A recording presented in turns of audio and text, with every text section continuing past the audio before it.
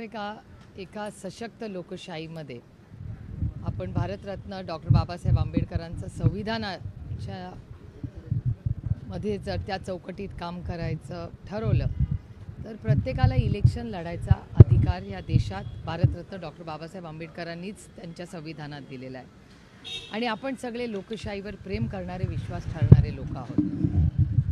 आम्ही माझ्यासाठी बारामती ही एक अतिशय इमोशनल गोष्ट आहे, कारण का आज पवार कुटुंबाची ओळख जी काय आहे, जी 6 दशकं पवार नाव हे महाराष्ट्राच्या राजकारणात, समाजकारणात, देशाच्या राजकारणात आहे, हे फक्त आणि फक्त बारामती आणि महाराष्ट्राच्या तमाम मायबाप जनतेमुळे। आदरणीय पवारसाहेब योगायोगच आहे की कालच आदरणीय पवारसाहेबांनी राज्यसभेची शपथ घेतली आणि हा प्रवास 6 दशकापूर्वी बारामतीकरांच्या आशीर्वादाने कैलासवासी यशवंतराव चव्हाण साहेबांनी जो विश्वास आदरणीय पवारसाहेबांवर टाकला त्याच्यातून तो सुरुवात झाली।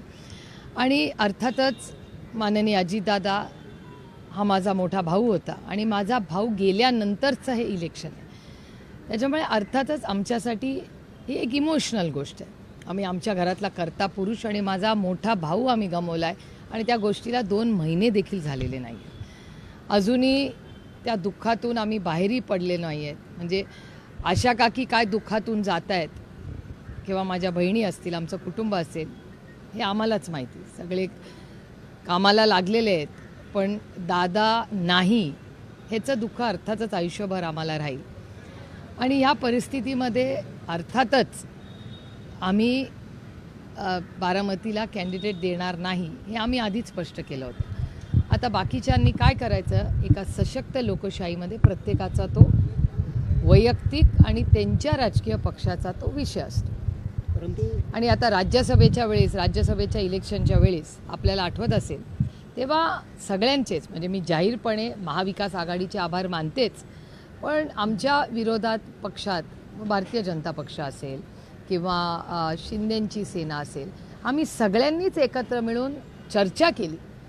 अनेक दिवस इलेक्शनच्या आधी प्रत्येकानेच एकामेकावर विश्वास दाखवला आणि आदरणीय पवारसाहेब त्यावेळेस जेव्हा निवडून आले ती म्हणजे अनअपोज्ड इलेक्शन झालं, कारण का सगळ्यांनीच समंजसपणा आणि उत्तम डायलॉग एकामेकाशी ठेवला। आणि ही महाराष्ट्राची संस्कृती आहे, जी कैलासवासी यशवंतराव चव्हाणांचा जो वारसा आहे तो त्या विचारांचा वारसा आहे की विरोधक हा आपला शत्रू नसतो, ही लढाई वैचारिक लढाई आहे, ही वैयक्तिक नाही। त्याच्यामुळे मतभेद हे असलेच पाहिजेत, पण मनभेद असता कामा नये। त्याच्यामुळे राज्यसभेचं जेव्हा इलेक्शन झालं तेव्हा सगळ्याच पक्षांनी समंजसपणा दाखवला। अनेक दिवस त्या इलेक्शनच्या आधी आम्ही सगळे सन्मानाने एकामेकाशी बोलत होतो आणि त्यातून ते बिनविरोध झालं। आणि त्याच्यामुळे बिनविरोधच्या प्रक्रिया अनेक वेळा झाल्या आहेत, काही झालेल्याही नाही आहेत। त्याच्यामुळे ह्या इलेक्शनमध्ये काँग्रेसची भूमिका ही लोकशाही पद्धतीने त्यांनी केलेली आहे, त्यामुळे त्याच्यात मला काही फारसं गैर वाटत नाही किंवा काँग्रेसला कोणी कधी कॉन्टॅक्ट केला ह्याची मला काय फारशी माहिती नाही। काही या सगळ्या प्रकरणाच्या संदर्भात आता काँग्रेसने तर उमेदवार दिला, परंतु या सगळ्या संदर्भात पार्थ पवार माध्यमांशी बोलताना म्हटले की काँग्रेसचा हा सगळा डाऊनफॉल सुरू आहे, त्यामुळे त्यांनी उमेदवार दिलेला आहे आणि त्याचसोबतच ह्याची किंमत चुकवावी लागेल, अशा पद्धतीचं एक मत त्यांनी माध्यमांसमोर व्यक्त केलं। ह्या माध्यमांना घेऊन किती परिपक्वता वाटते? एक तर काँग्रेस पक्ष, म्हणजे तुम्हाला आठवत असेल, तुम्ही खूप यंग आहात वयाने, पण काँग्रेस पक्ष हा एक भारतातला किंवा कुठलाही पक्ष त्यामाने हा एक राजकीय पक्ष, हा जर संविधानाच्या चौकटीत काम करत असेल तर आपण लोकशाहीवर प्रेम करणारे, विश्वास ठेवणारे लोक आहोत। आणि तुमच्या सगळ्यांच्या जन्माच्या आधीची एक गोष्ट सांगते, कारण का वयाने मी थोडीशी तुमच्यापेक्षा मोठी आहे, पण आम्ही सगळ्यांनी काँग्रेस पक्ष हा फार जवळून पाहिलेला आहे। मी स्वतः अनेक वेळा आणि याही वेळीच काँग्रेस पक्षाबरोबरच लढले, त्यांच्या आशीर्वादाने, प्रेमाने, मतानेही मी निवडून आलेले आहे। आणि आम्ही सगळ्यांनी, म्हणजे दादा असेल, आदरणीय पवारसाहेब तर काँग्रेसमध्येच अनेक वर्ष राहिलेले, दादा असेल, आम्ही सगळेच काँग्रेस विचाराच्या तालमीतच लहानाचे मोठे झालेलो आहोत। आणि एवढंच नाही, पण ह्या देशावर जेव्हा इंग्रज राज्य करत होते, ह्याच काँग्रेस पक्षाने आज जो मोकळा श्वास आपण सगळे घेतोय, हा मोकळा श्वास, हे स्वातंत्र्य, हे काँग्रेस पक्षाची देण आहे, हे कोणीच नाकारू शकत नाही। त्यामुळे काँग्रेस पक्षाचं योगदान हे फार मोठं राहिलेलं आहे। ह्या देशाचे प्रधानमंत्रीपासून सरपंचापर्यंत मग महिला आरक्षण असेल, अनेक देशांनी केलेली युद्ध असतील, मनमोहन सिंग साहेब किंवा नरसिम्हा राव साहेब यांनी केलेली मोठी इकॉनॉमिक पॉलिसी चेंजेस असतील, किंवा जेव्हा चले जाओ हा नारा ब्रिटिशांना गेला तर ह्याच काँग्रेस पक्षाने केलेला आहे. त्यामुळे काँग्रेस पक्षाचं योगदान हे नाकारून चालणार नाही. आणि कुठलाही पक्ष छोटा मोठा एका सशक्त लोकशाहीमध्ये असतोच, पण ह्याचबरोबर ही लोकशाहीमध्ये बोलण्याचा अधिकार हा सगळ्यांना आहे.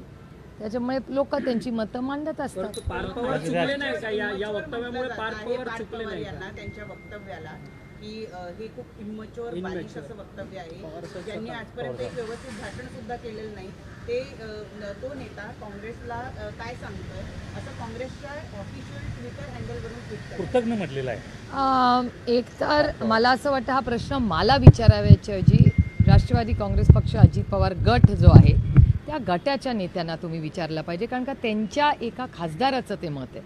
याचा अर्थ त्यांच्या पक्षाचं ते मत असेल. त्याच्यामुळे मला असं वाटतं त्यांचं काय मत आहे हे मी बोलण्यापेक्षा मला वाटतं त्यांच्या गटाने, म्हणजे राष्ट्रवादी काँग्रेस पक्ष, अजित पवार गट यांना तुम्हाला विचारावं लागेल, कारण का त्यांच्याकडून तुम्हाला जास्त त्याचं संयुक्तिक उत्तर मिळेल की त्यांचा स्टँड काय. त्याचबरोबर पवार साहेबांनी देखील काल वक्तव्य केलं की राजकारणात परिपक्वता लागते आणि ती पार्थ पवारांच्यामध्ये आहे की नाही हे मला माहिती नाही.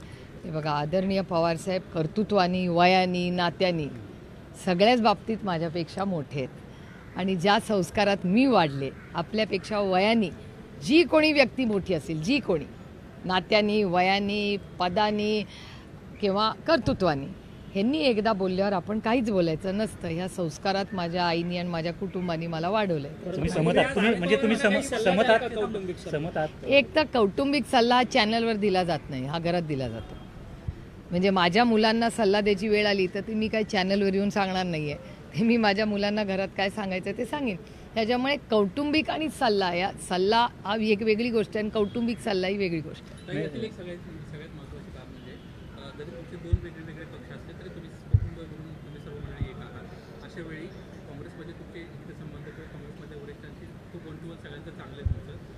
तुम्ही सुनेत्रा पवारांसाठी काही कुणाशी बोलणं केलं होतं का? कारण तुमच्या पक्षाला तर आधीच तुम्ही तुम्ही लढणार नाही आणि त्या सगळे घेऊन लढत असला तरी काही कुटुंबासंदर्भात तुम्ही काय एक तर माझं थोडंसं वेगळं मत आहे ह्याच्यात. माझं म्हणणं आहे डायलॉग असला पाहिजे. माझा डायलॉग फक्त काँग्रेस आणि नाही, माझा डायलॉग हा सातत्याने भारतीय जनता पक्ष यांच्याशीही चालू असतो. याचं कारण पार्लमेंटमध्ये, संसदेमध्ये आम्ही सगळे एकत्र काम करतो. अनेक वेळा किरण रिजिजू असतील किंवा ते पार्लमेंटरी अफेअर्स मिनिस्टर आहेत, आम्हाला बोलवतात. आम्ही बिझनेस ॲडवायझरी कमिटीमध्ये सगळे एकत्र काम करतो. मग भारतीय जनता पक्ष असेल, काँग्रेस पक्ष असेल, राष्ट्रवादी काँग्रेस पक्ष असेल, आम्ही सगळे एकत्र मिळून पार्लमेंटमध्ये एकत्र काम करतो. आम्ही JPCजमध्ये, जॉईंट पार्लमेंटरी कमिटीजमध्ये एकत्र काम करतो. आम्ही सिलेक्ट कमिटीज. कसं असतं, इलेक्शनमध्ये जरूर आमचे टोकाचे मतभेद असतात पण मनभेद नसतात, कारण का आमची वैचारिक लढाई आहे, नाही. त्याच्यामुळे मी सातत्याने डायलॉग, एका सशक्त लोकशाहीमध्ये चर्चा ही झालीच पाहिजे या विचाराची मी आहे. त्याच्यामुळे सगळ्यांचीच सगळं बोलणं हे मी सातत्याने करत असते. मी तर माझे फोटो हे ओपनली माझ्या इंस्टाग्राम अकाउंटवरही टाकते, कारण का मला त्याच्यात लपवणं किंवा गैर वाटत नाही की आपण एका विरोधी पक्षाच्या नेत्याला जर भेटलो त्याच्यात गैर काय. त्याच्यामुळे मी अतिशय पारदर्शकपणे जेव्हा कुणाशी चर्चा करते ते करते. पण अजित पवार यांच्या राष्ट्रवादी काँग्रेस गटाकडून मला कोणी काही जबाबदारी किंवा फोन काही फारसा केलेला नाही. केला असता तर आम्ही अर्थातच आमच्या मित्रपक्षांशी जरूर बोललो असतो, पण म्हणजे ते कुणाशी बोलले, काय बोलले ह्याची फारशी माहिती आम्हाला नव्हती. आम्ही आमचा स्टँड क्लिअर केला. माननीय उद्धवजींनीही मनाचा मोठेपणा दाखवून तो स्टँड घेतला आणि काँग्रेसचं एक वेगळं मत होतं. त्याच्यामुळे एका सशक्त लोकशाहीमध्ये अर्थातच हा प्रश्न हा होऊ शकतो. उमेदवारी अर्ज दाखल करण्याला ही निवडणूक बिनविरोध होणार नाहीये हे जवळपास निश्चित झालेलं आहे. जर निवडणूक झाली तर तुम्ही बारामतीला मतदानाला जाणार का? कारण मतदान नाही, अर्थातच प्रचाराला जाणार का? नाही, हो, असं आहे की एकतर इलेक्शनचं फायनल होऊ द्या. आता आज उद्यामध्ये राष्ट्रवादी काँग्रेस पक्ष, अजित पवार गट हे काँग्रेसशी काही बोलणार आहेत का नाही ह्याची खरंच मला काही माहिती नाही. आता त्यांनी जर काही काँग्रेसला फोन केले असतील, प्रयत्न करत असतील किंवा काही मार्ग काढायचा प्रयत्न करत असतील तर याची माझ्याकडे माहिती नाही. कारण का बऱ्याच वेळा अनेक वेळा इलेक्शन्समध्ये काय होतं की जरी फॉर्म भरला तर काहीतरी मार्ग निघू शकतो, ह्याच्यासाठीच तर डायलॉग असतो. पण आता ते काय करणार आहे त्याची मला काही माहिती नाही, माझी कुणाशी चर्चा जर नाही. एक निवडणूक बरोबर लागली तर निवड अर्थातच मी मतदानाला जाणार असतो, माझा अधिकार नुसता नाही आहे, ती माझी नैतिक जबाबदारी आहे एक भारतीय म्हणून. त्यामुळे मतदानाला मी अर्थातच जाणार. प्रचाराला जाणार की नाही?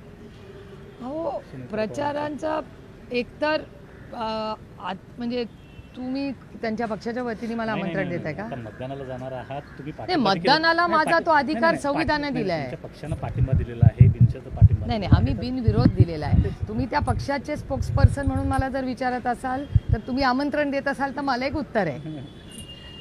पण ताई, काल उमेदवारी अर्ज भरताना तुम्हाला काही कोणाच्या त्या गटातल्या नेत्यांचा काही फोन वगैरे आलेला का, उमेदवारी अर्ज भरण्याकरता उपस्थित राहा वगैरे म्हणून? कारण की तटकरे म्हणालेले की आम्ही सगळ्यांना आव्हान करतोय की त्या गटातल्या लोकांना देखील, अर्थात मी 24 तास चॅनल बघत नाही, त्याच्यामुळे 24 तास टी व्हीवर काय चालतं याची मला फार कमी माहिती असते. पण एक गोष्ट जरूर आहे की बारामतीची मी लोकप्रतिनिधी आहे आणि बारामती माझं घर आहे आणि त्याच्यामुळे बारामतीत आमंत्रण द्यायची वेळ ही काय म्हणजे आपल्याच घरात आमंत्रण दिल्यासारखं आहे.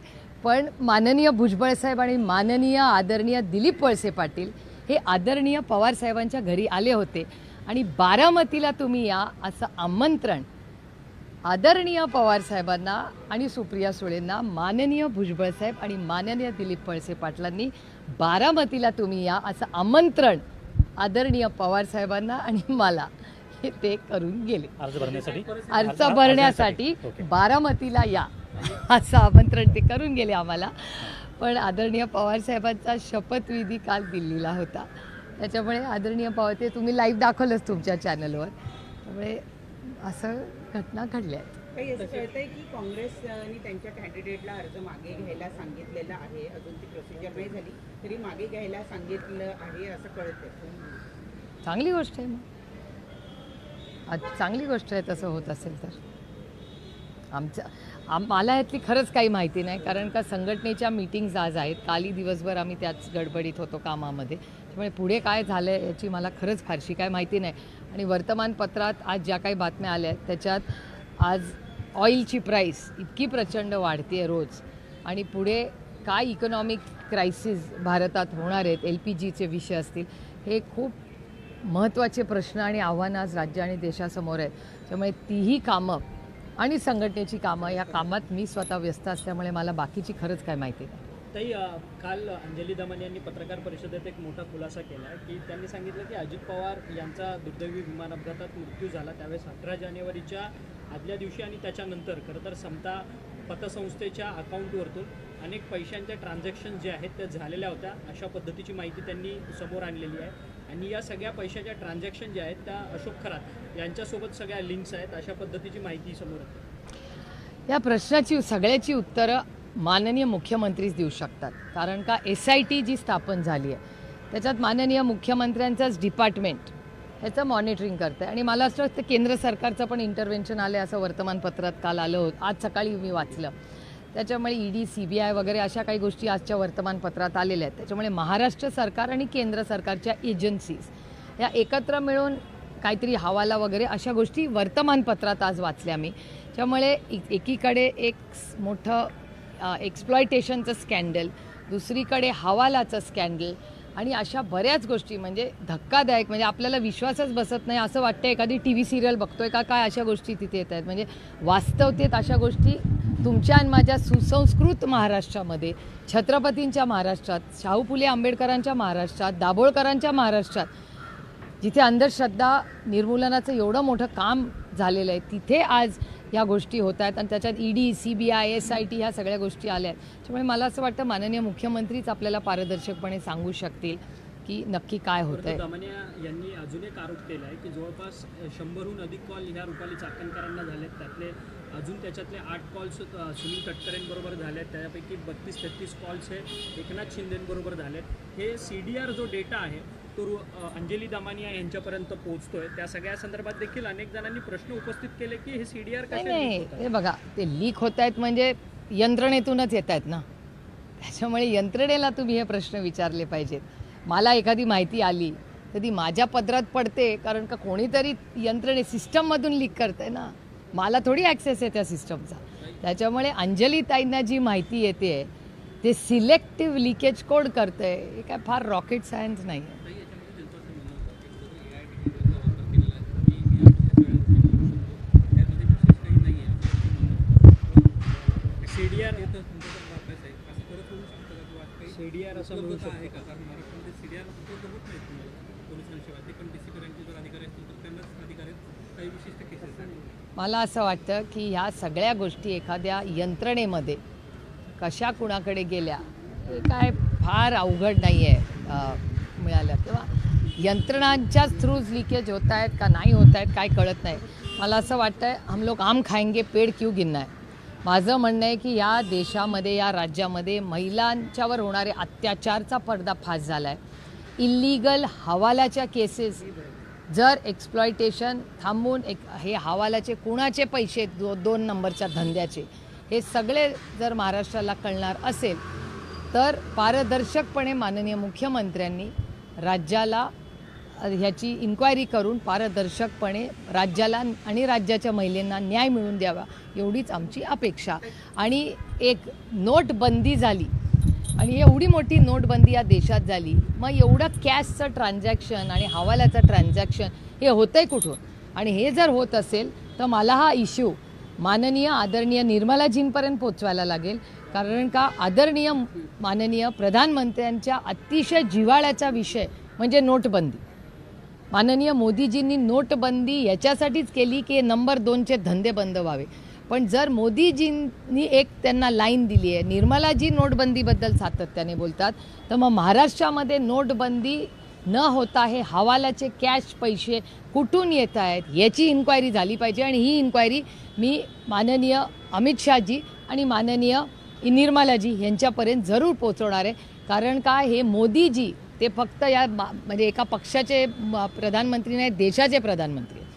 जेव्हा नोटबंदी केली तर मोदीजींच्या नेतृत्वाखाली एखाद्या राज्यामध्ये एवढा मोठा हवालाचा रॅकेट होत असेल तर ही गोष्ट त्यांच्या सरकारपर्यंत पोचवलीच पाहिजे. तर एक शेवटचा प्रश्न, काँग्रेसने एका शर्तीवर कॅन्डिडेट मागे घेण्याचा निर्णय घेतलेला आहे, तो म्हणजे की अजितदादांच्या अपघात प्रकरणामध्ये FIR जर बारामतीमध्ये किंवा महाराष्ट्रात नोंदवला जाईल तर आणि तरच काँग्रेसचा कॅन्डिडेट आपला अर्ज मागे घेईल, असं त्यांनी अट टाकली. एक गोष्ट आपण मान्यच केली पाहिजे, तो माझा मित्रपक्ष आहे म्हणून मी हे म्हणत नाही आहे, पण एक आहे की रोहितनी राज्यातल्या प्रत्येक जिल्ह्यात जाऊन FIR करायचा प्रयत्न केला, अनेक राज्यांपर्यंत तो गेला.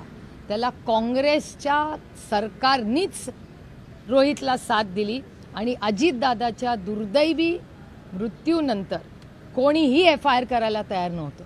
रोहित सगळ्यांच्याकडे जाऊन आला, सगळ्या सत्ताधाऱ्यांकडे जाऊन आला, रोहितला कोणी न्याय दिला नाही. रोहित पवारांना न्याय, अजित पवारांना न्याय हा काँग्रेस पक्षाने दिला, जेव्हा कर्नाटक सरकारने जिथे काँग्रेसची सत्ता आहे त्यांनी FIR केला. त्याच्यामुळे मी नुसतं सुप्रिया सुळे म्हणून आणि अजित पवारची बहीण म्हणून नाही, पण जे अजित पवार प्रेमी आहेत, दादाला न्याय द्यायचं पहिलं पाऊल हे कोणी केलं तर ते रोहितच्या पुढाकाराने कर्नाटकच्या काँग्रेस सरकारने केलं. मी जाहीरपणे राहुल गांधींचेही आभार मानते, कारण रोहित राहुल गांधींकडे गेला आणि राहुल गांधींनी तेव्हा सांगितलं कुठलंच महाराष्ट्राचं सरकार घेत नसेल तर मी माझ्या सरकारांना सांगतो जिथे आपल्या विचाराचं सरकार आहे, आणि त्यांनी कर्नाटकाला फोन केला, तिथून मदत झाली. त्याच्यामुळे कर्नाटक सरकार, राहुल गांधी आणि काँग्रेस पक्ष आणि रोहित पवार या सगळ्यांनी एकत्र काम करून दादाला पहिला न्याय कोणी दिला तर तो ह्या सगळ्या टीमनी केला, हे आपल्याला मान्यच करावं लागेल.